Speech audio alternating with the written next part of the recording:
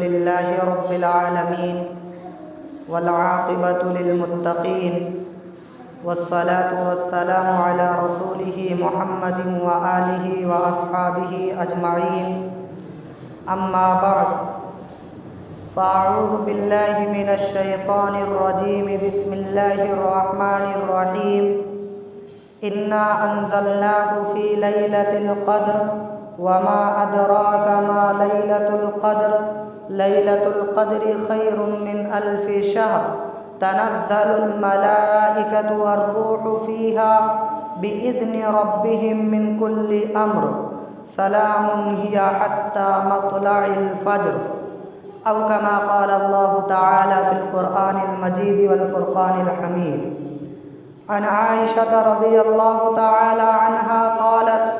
قال رسول الله صلى الله عليه وسلم تحروا ليلة القدر في الوتر من العشر الأواخر من رمضان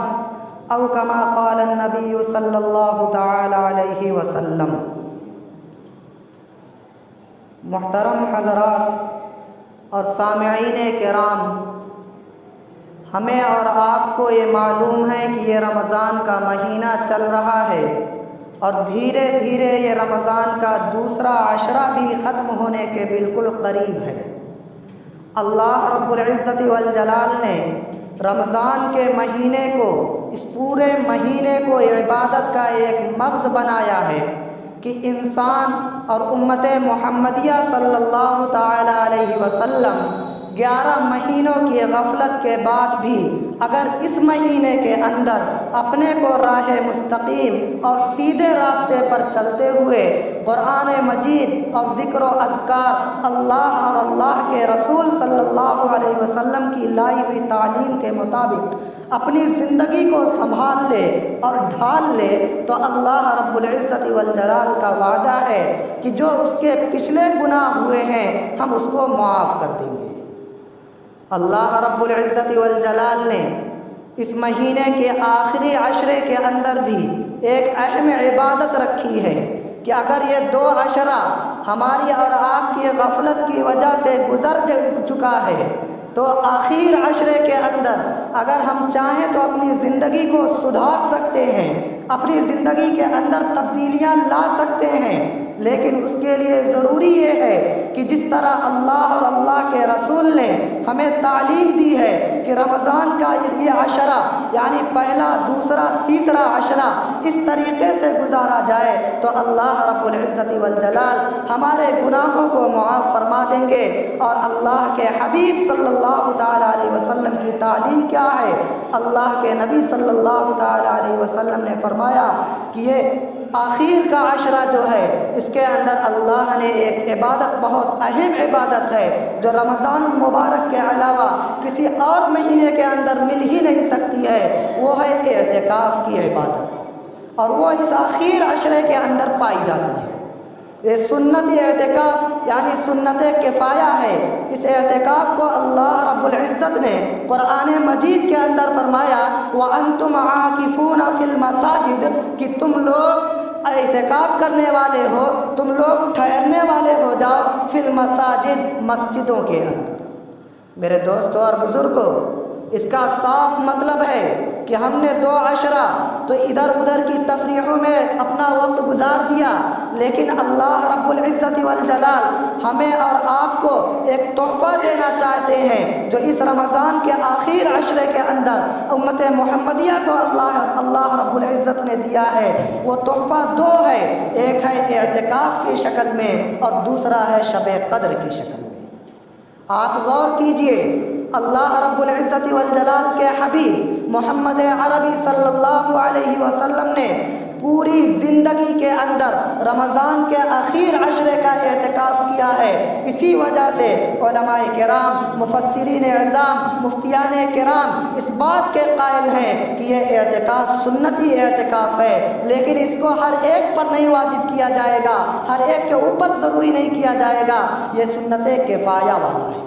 اگر محلے کے اندر، پورے گاؤں کے اندر ایک شخص بھی مسجد کے اندر اعتکاف کی نیت کر کے اخیر عشرے کے اندر داخل ہو جاتا ہے اور وہ اپنی زندگی کو اعتکاف جیسی زندگی گزارتا ہے، تو یہ اعتکاف والی سنت یہ پوری بستی کی طرف سے، پورے گاؤں اور پورے محلے کی طرف سے اور اس مسجد سے منسلک رہنے والوں کی طرف سے یہ ادا ہو جائے گی۔ ہاں، اگر کوئی نہیں بیٹھا اور کوئی اعتکاف کی نیت سے مسجد میں جا کر اپنے آپ کو مقیم نہ کیا،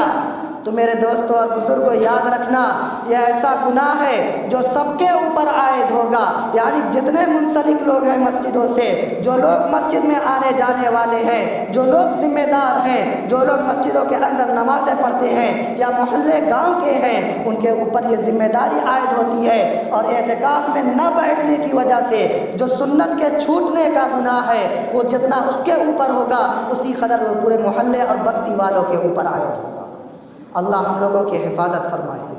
اللہ رب العزت والجلال نے اعتکاف کو کیوں مشروع کیا؟ جب شروع کے اندر اللہ رب العزت والجلال نے اپنے قرآن مجید کی وحی کا آغاز کیا تو اپنے حبیب محمد عربی صلی اللہ علیہ وسلم کے قلب اطہر پر حضرت جبرائیل علیہ السلام کے ذریعے وحی بھیجی اور فرمایا اقرأ بسم ربک الذی خلق۔ میرے دوستوں اور بزرگوں، اس وقت کے حالت اور اس وقت کی کیفیت کو آپ برابر سنتے ہیں کہ اللہ کے نبی صلی اللہ علیہ وسلم پسینے سے سرابور ہو گئے تھے، آپ کے اوپر لرزہ طاری ہو گیا تھا، آپ تھوڑا موڑا توشہ لے کر غار حرا چلے جاتے، وہاں اللہ کی عبادت کرتے، یعنی تنہائی چاہتے تھے اللہ کے نبی۔ میرے دوستوں اور بزرگوں، یہ پہلے مذاہب کے اندر تنہائی، جس کو رہبانیت کے نام سے جانا جاتا ہے، یہ پہلے مذاہب کے اندر جائز تھا، لیکن اسلام نے اس کو ناپسندیدہ شمار کیا ہے۔ لیکن اللہ سے لو لگانا ہے، اللہ سے تنہائی کے اندر ملاقات کرنی ہے، تو وہ کس قدر پاسبل ہو سکتا ہے؟ اس کے لیے اللہ رب العزت والجلال نے رمضان کے آخر عشرے کے اندر اعتکاف کو مشروع کیا۔ اعتکاف کے اندر کیا ہوتا ہے؟ اعتکاف کے اندر آدمی نیت کر کے مسجد میں اگر داخل ہو گیا تو وہ اپنی تنہائی کے اندر شامل رہتا ہے اور اللہ سے اللہ رب العزت والجلال سے اس بات پر ڈٹا رہتا ہے کہ اے اللہ، اے بار الہ، تو مجھے معاف کر دے، تو میری غلطیوں کوتاہیوں کو معاف فرما دے۔ جب تک تو معاف نہیں کرے گا ہم تیری در کو چھوڑ کر ہٹنے والے نہیں ہیں۔ اعتکاف کا مطلب تو یہی ہے کہ آپ تنہائی کے اندر اللہ سے لو لگا کر اللہ کی عبادت کر کے اللہ کو راضی کیا جائے، اپنی غلطیوں اور کوتاہیوں کی معافی مانگی جائے۔ اللہ رب العزت والجلال نے اللہ کے حبیب صلی اللہ علیہ وسلم نے فرمایا کہ اگر اعتکاف کی طرح کیا جائے تو اللہ رب العزت والجلال جو اس پر اجر و ثواب منعقد کرتا ہے، مثال کے طور پر حدیث شریف کا مفہوم ہے کہ اللہ کے نبی صلی اللہ علیہ وسلم نے فرمایا کہ جس نے اعتکاف کیا اور جس نے ایک روز کا اعتکاف کیا، اللہ کے حبیب فرماتے ہیں کہ اس سے اور جہنم کی دوری 3 خندقوں کے برابر کر دی جاتی ہے۔ ایک خندق کی دوری معمولی نہیں ہے، روایت میں موجود ہے ایک خندق کی دوری زمین و آسمان کے درمیان جو جگہ ہے اتنی اس کے بقدر دوری موجود ہے، اور آپ سوچئے کہ ایک دن کا اعتکاف کرنے پر اللہ اس قدر انعام دیتا ہے کہ 3 خندقوں کی دوری کر دی جاتی ہے۔ سوچئے، غور کیجئے کہ 10 روز کا اعتکاف کیا جائے گا تو اللہ رب العزت والجلال کس قدر جہنم سے دوری فرمائیں گے۔ میرے دوستوں اور بزرگوں، اللہ کے نبی صلی اللہ تعالیٰ علیہ وسلم نے اعتکاف کے مشروع ہونے کے لیے کئی وجہیں بیان فرمائی ہیں۔ نمبر 1، سب سے بڑی وجہ یہ شب قدر کی تلاش۔ اللہ کے نبی صلی اللہ علیہ وسلم نے احادیث مبارکہ کے اندر ارشاد فرمایا، حضرت عائشہ رضی اللہ تعالی عنہ روایت کرتی ہیں کہ نبی اکرم صلی اللہ علیہ وسلم نے ارشاد فرمایا کہ لیلۃ القدر کو یعنی شب قدر کو رمضان المبارک کے آخر عشرے کی طاق راتوں میں تلاش کیا کرو۔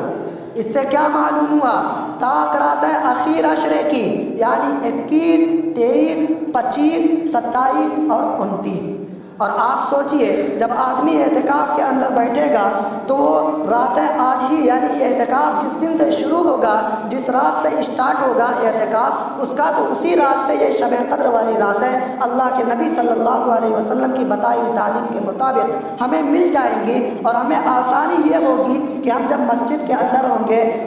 باہر کی چیزوں سے ہم سے کوئی مطلب نہیں ہوگا، گھر کی ذمہ داریاں ہمارے اوپر نہیں ہوں گی، تو ہم اللہ سے لو لگائیں گے۔ اور اس رات کے اندر حضرت عائشہ صدیقہ رضی اللہ تعالی عنہا عرض کرتی ہیں، اے اللہ کے رسول محمد صلی اللہ علیہ وسلم، اگر ہم اس رات کو پا لیں، یعنی آخر عشرے کی تاز راتوں کو ہم پا لیں جس میں شب قدر پائی جاتی ہے، تو کیا عمل کریں، کون سی دعا مانگے؟ تو اللہ کے نبی صلی اللہ علیہ وسلم نے فرمایا، ایک چھوٹی سی دعا فرمائی اور بہت جامع دعا ہے، اللہم انک عفو تحب العفو فاعف عنا یا کریم۔ اس دعا کا ورد کیا جائے انشاءاللہ تعالی شب قدر کے رات کے وقت یا صبح سحری سے پہلے پہلے اس دعا کو ضرور پڑھ لیا جائے آخر عشرے کے اندر۔ ہو سکتا ہے کوئی سی بھی رات اگر شب قدر والی ہو تو آپ کو شب قدر کی فضیلت کا ثواب مل جائے گا۔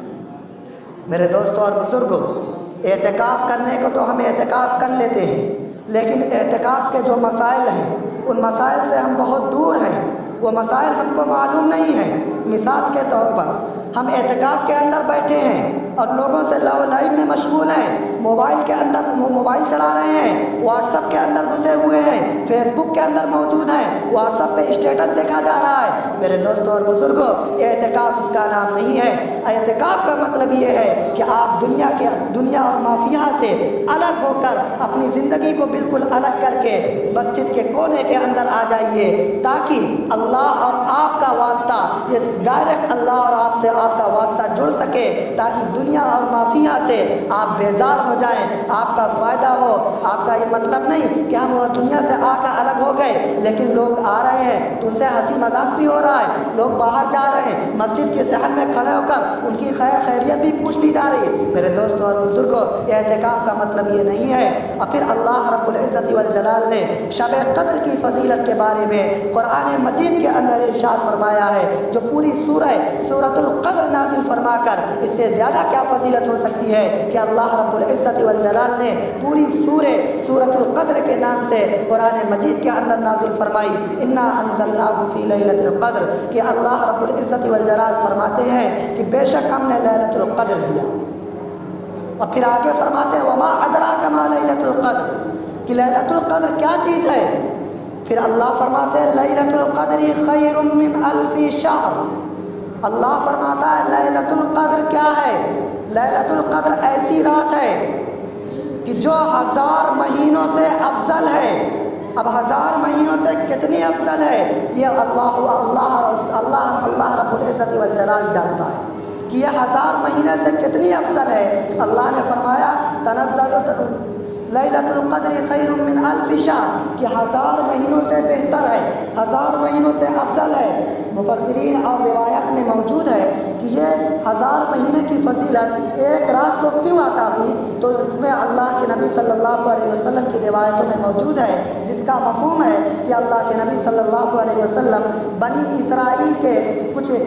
عابد بندوں کا ذکر کر رہے تھے کہ وہ 1000 سال عبادت میں مشغول رہتے تھے۔ پہلی امتوں کی عمریں بہت زیادہ ہوا کرتی تھی، 1000 سال ہوا کرتی تھی، لیکن امت محمدیہ صلی اللہ علیہ وسلم کی اوسطاً عمر جو ہے وہ 60 سے 70 کے بیچ میں ہے۔ اس لیے اللہ رب العزت والجلال کے حبیب محمد صلی اللہ علیہ وسلم کو تکلیف ہوئی کہ یہ امتوں کی عمریں تو اتنی زیادہ تھیں تو وہ 1000 سال عبادتوں کے اندر مشغول رہتے تھے، اور ہماری امت کی عمریں 60 سے 70 سال ہے۔ اگر یہ 60-70 سال بھی عبادت میں مشغول رہ جائیں تب بھی ان کے مقابلے میں یہ کم ہے۔ تو اللہ رب العزت والجلال نے سورۃ القدر نازل فرما کر اللہ کے نبی صلی اللہ علیہ وسلم کے ذریعے امت محمدیہ کو یہ تحفہ دیا ہے کہ اگر ان کی عمریں 1000 سال ہوا کرتی تھی، وہ جتنی 1000 سال عبادت کرنے میں مشغول رہتے، اگر تم ایک رات کو اپنی عبادت میں گزار دو گے تو تمہاری ایک رات ان کی 1000 سال عبادت سے افضل ہے۔ کیوں؟ لیلۃ القدر خیر من الف شہر، کہ 1000 مہینے سے یہ رات بہتر ہے۔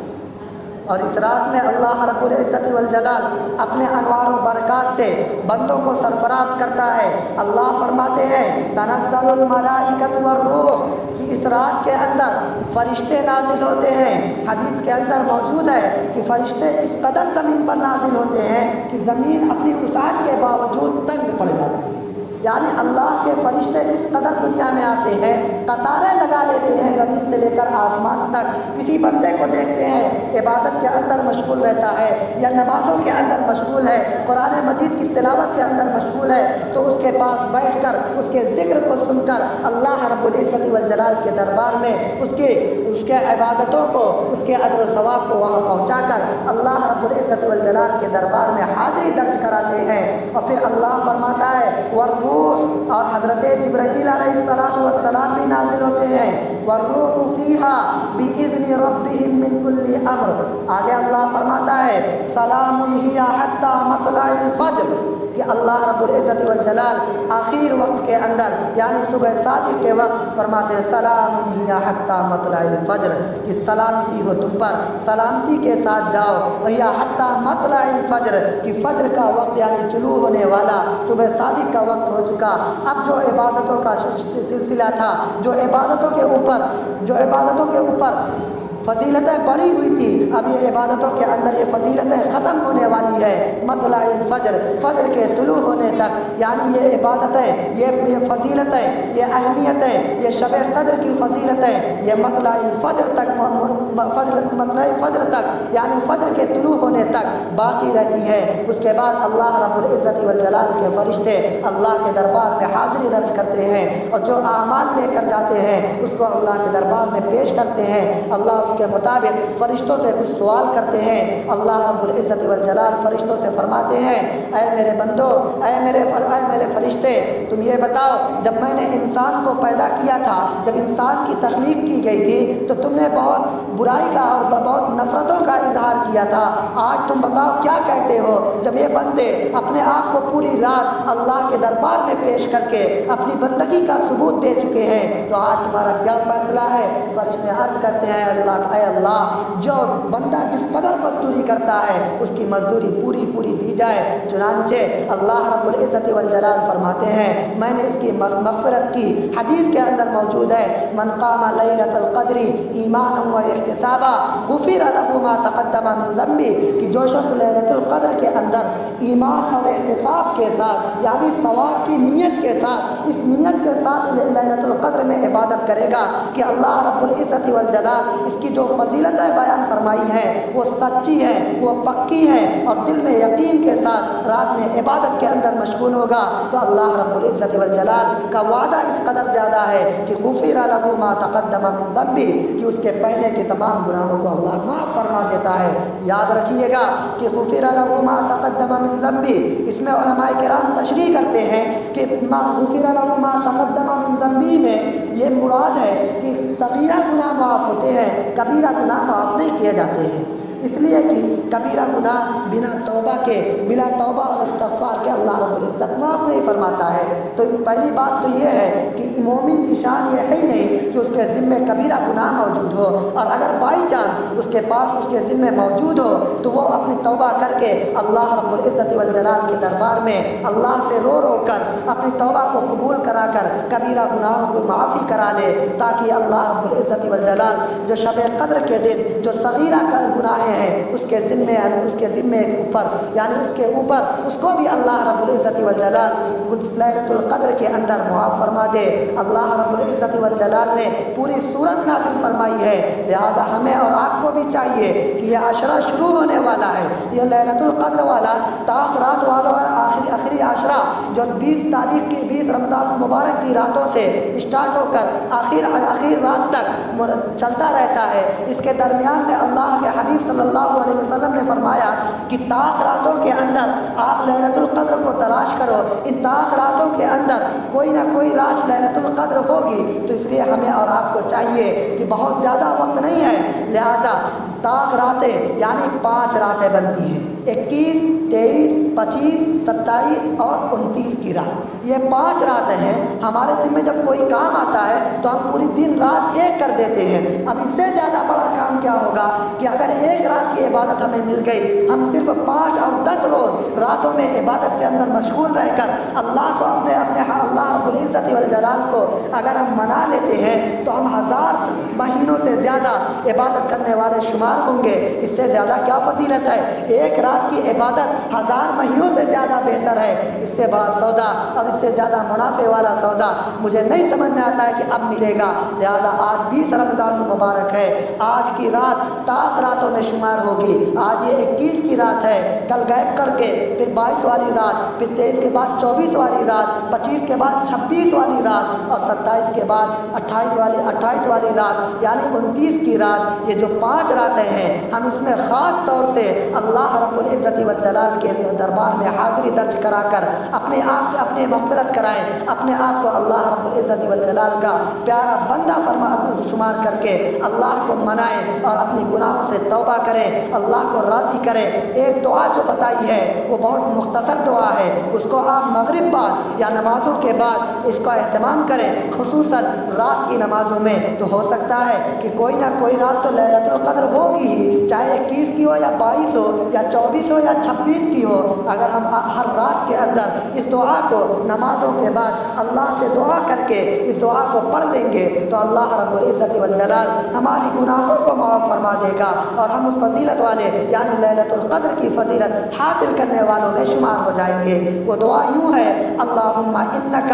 عفو تحب العفو فاعف عنا یا کریم، اللہم انک عفو تحب العفو فاعف عنا یا کریم۔ اللہ رب العزت والجلال ہمیں کہنے سننے سے زیادہ عمل کرنے کی توفیق عطا فرمائے اور لیلۃ القدر کو ڈھونڈنے کی اور اس کو تلاش کرنے کی ہمارے اندر ہمت اور طاقت عطا فرمائے، اور اس راتوں کے اندر اللہ رب العزت والجلال ہمیں عبادتوں کے اندر مشغول رہنے کی توفیق مرحمت فرمائے۔ 2 عشرہ گزر چکا ہے، اللہ رب العزت والجلال اس میں جو گناہیں اور جو حق تھا اس طریقے سے ہمارا ادا نہ ہو سکا، اللہ اس میں اس کی معافی فرمائے، اور آخر والا عشرہ جو بچا ہے یہ بہت اہم عشرہ ہے، اس میں کئی عبادتیں ہیں، اللہ رب العزت والجلال اس کی قدر کی توفیق ہمیں عطا فرمائے۔ آمین وآخر دعوانا الحمد